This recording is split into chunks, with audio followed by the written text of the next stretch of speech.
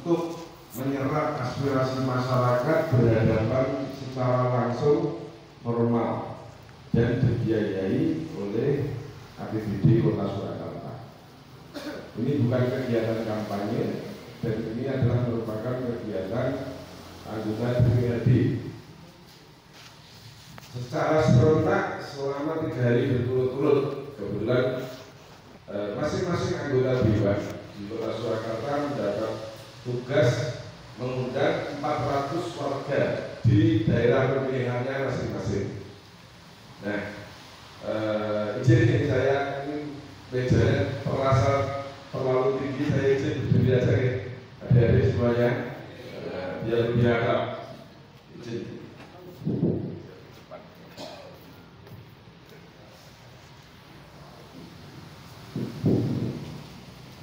Bapak-bapak, ibu-ibu yang kami hormati, jadi kegiatan reses sekali lagi ini itu sifatnya adalah seperti halnya kalau anak-anak muda menyebutnya jaring asmara.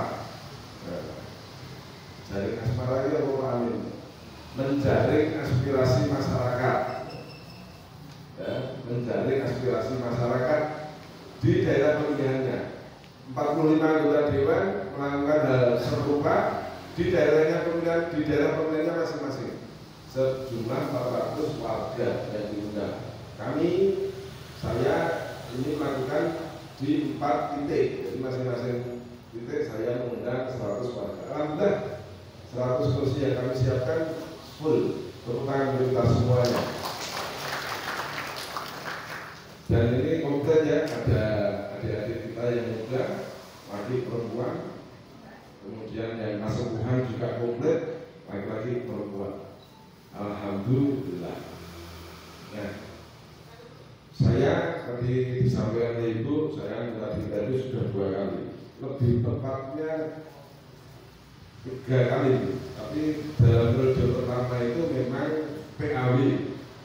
Ya, jadi 2,5 periode.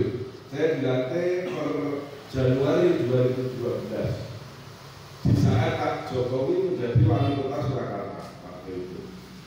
Baru setengah tahun kami bekerja bermitra dalam menjalankan roda pemerintahan kota Surakarta. Pak Jokowi memimpin pemerintah, saya anggota di legislatif. Beliau 6 bulan kemudian harus pamitan karena ternyata lebih dibutuhkan oleh warga DKI sebagai gubernur Jakarta. Itu bagian dari sejarah perjalanannya Pak Jokowi. Nah, sekarang 2024 Pak Jokowi berhasil menyelesaikan tugas presiden masuk ke DPRD Solo Kemawon. Akhirnya teman-teman warga dan kemudian partai mengendorse saya untuk bismillah running maju ke DPR RI Kota Surakarta, insya Allah menjadi wakil rakyat untuk tingkat nasional dari panjenengan kami semuanya, insya Allah. Nanti daerah pemilihannya lebih luas, tidak hanya 1 kecamatan Lamian, tetapi Solo, Klaten, Sukoharjo, Boyolali, atau istilahnya SKSB. Dan tidak sedikit kesempatan yang diberikan oleh partai kepada warga Solo untuk bisa melaju di legislatif pusat. Saya sudah pernah di Komisi Perekonomian, sudah pernah di Komisi Kesejahteraan Rakyat, dan sekarang ada di Komisi Infrastruktur. Komisi 3 bidang pembangunan atau infrastruktur. Kontraktor atau mitra kerjanya adalah beberapa dinas yang pokok adalah seperti BPU yang dinas pekerjaan umum, kemudian Perkim dan perumahan dan permukiman rakyat, ya, kemudian lingkungan hidup, kemudian Bapeda, itu Badan Perencanaan Pembangunan Daerah, kemudian ada Damkar, ada BPBD, penanggulangan bencana daerah, ya. Kemudian juga dalam Bapeda ini itu ada unit kerja yaitu Solo Technopark. Nah, ini adik-adik mahasiswa generasi milenial Gen Z ini sekarang seringkali pada mencari wawasan, memperkaya pengetahuan, kemudian nongki-nongki, kumpul-kumpul di kawasan Solo Technopark. Karena memang di sana komunitasnya sudah dapat. Untuk bagaimana kemudian industri kreatif ini itu muncul di kota Solo dan nanti itu menjadi motor penggerak perekonomian kota Solo. Nah, industri kreatif itu kan ya, ada sektor pariwisata dan lain sebagainya. Nah, termasuk juga kerajinan, termasuk juga kemudian bagaimana kemudian kita masuk kepada e-commerce, kemudian batik yang mungkin kesannya tradisional, tapi bagaimana kemudian bisa dikreasi menjadi produk-produk yang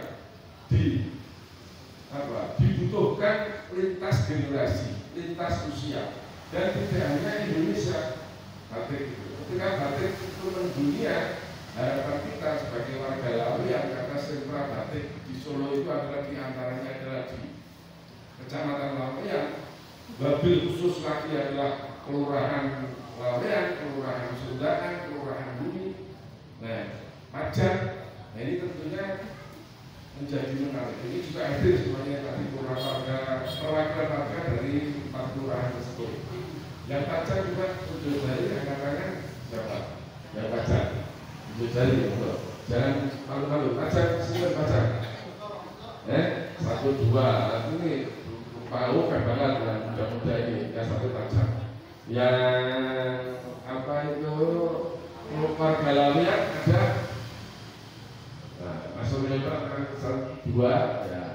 Nah, kemudian Sundaan ya. Nah, ini alhamdulillah panjenengan kami undang bisa menghadiri ya. Nah, tadi juga sudah disinggung oleh Ketua LTMK, di antaranya misalkan drainase segala macam ini itu bagian dari bagaimana kemudian kami ini itu menjalankan tugas pokok dan fungsinya. Bapak-bapak, ibu-ibu, barangkali ada yang belum tahu tentang tugas pokok fungsi dari Dimban itu jajanan apa?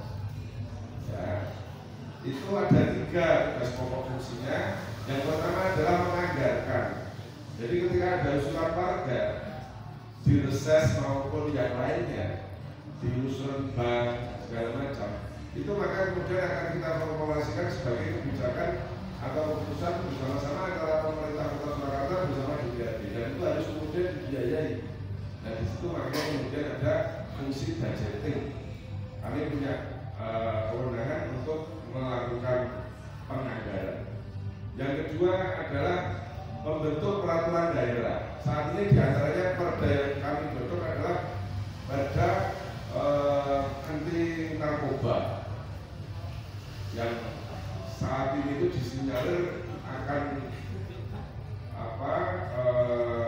akan menjadi penyakit masyarakat yang trennya ini itu tinggi, sehingga kita kemudian melakukan peraturan daerah yang baru yang lebih progresif untuk menghentikan peredaran narkoba di wilayah Kota Surakarta.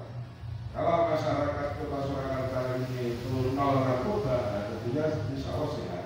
Kalau sehat maka kemudian kuat, yang kuat kemudian nanti ya rakyatnya bisa makmur dan sejahtera.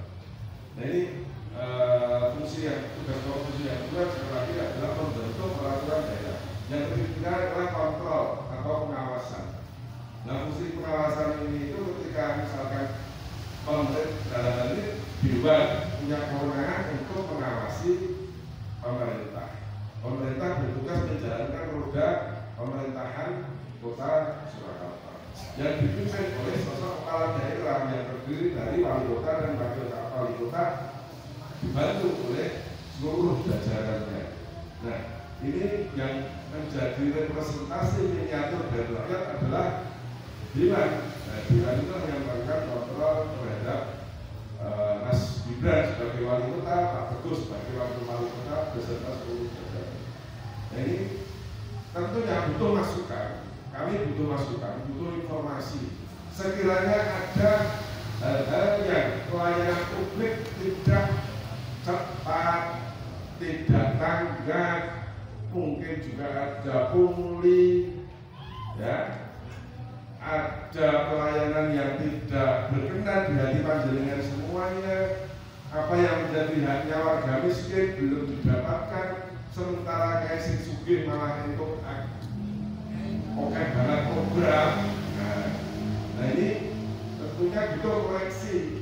Disitulah kami hadir bersama-sama panjenengan, karena saya hadir sebagai dewannya juga mewakili panjenengan, baik itu yang kemarin memilih saya maupun yang belum atau tidak memilih saya. Sehingga sudah dari wakil rakyat jadi kami harus betul-betul menjadi wakilnya rakyat semuanya, bukan wakil konstituen. Ya, sekali lagi bukan wakil konstituen. Ini pengantar dari saya Mas Pradita untuk mengantarkan di awal pelaksanaan proses. Semoga nanti kita jam 9 atau setengah 10 kita sudah selesai.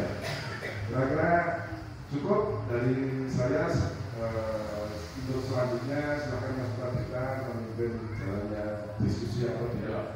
Pada malam hari ini semoga nanti lebih banyak aspirasi yang bisa kami serap untuk kami perjuangkan, untuk kami tidak lanjutnya secara konkret menjadi sebuah program-program kegiatan pembangunan Kota Surakarta saat ini atau 2024 nanti adalah temanya seperti yang terpampang di sini.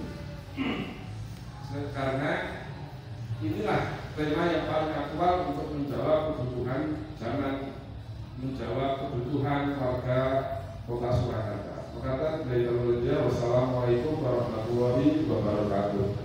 Waalaikumsalam warahmatullahi wabarakatuh. Demikian sepatah dua patah kata yang disampaikan oleh beliau Amin saat RSS DPRD Kota Surakarta.